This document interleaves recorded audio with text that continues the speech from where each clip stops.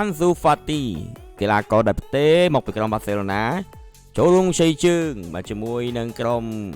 បាទ Monaco បាទពិតជាធ្វើបានល្អមែនទែននៅក្នុងការប្រកួតទល់នឹងក្រុម Manchester City Stop DJ Ansu Fati ដែលអ្នកទាំងអស់គ្នានឹងថាគឺជាថ្នាលបាទរបស់បាសេឡូណាដែលគេប្រៀបធៀបបាទជាមួយនឹងកីឡាករ Lionel Messi កាលពីគាត់កំពុងតែឡើងជើងខ្លាំងហើយទទួលបានអាយលេខ10ទៀតផងនោះ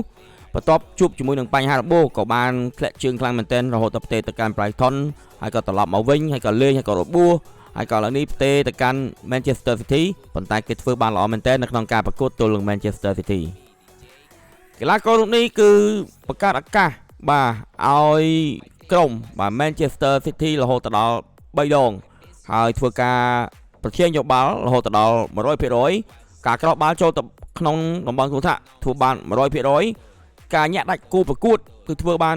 100% ហើយការដែលបោះបាល់វែងនោះគឺធ្វើបាន 100% ទៀតផង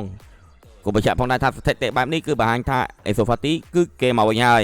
គេអាចបង្ហាញខ្លួនបានល្អវិញហើយអញ្ចឹងយ៉ាងណាយ៉ាងណីគឺបាសេឡូណាអាចនឹងលៃលោកយកគេទៅនៅរដូវកាលក្រោយ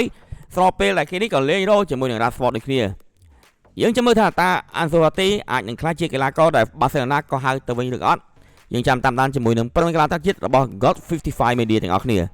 ចូលតាមដានទស្សនាជាមួយនឹងក្រុមកីឡាអន្តរជាតិរបស់ God 55 Media ដើម្បីទទួលបាននៅអាវយឺតបាទដ៏ស្រស់ស្អាតជារៀងរាល់ថ្ងៃក៏ដូចជាកង្វះទូរស័ព្ទដៃជារៀងរាល់ខែ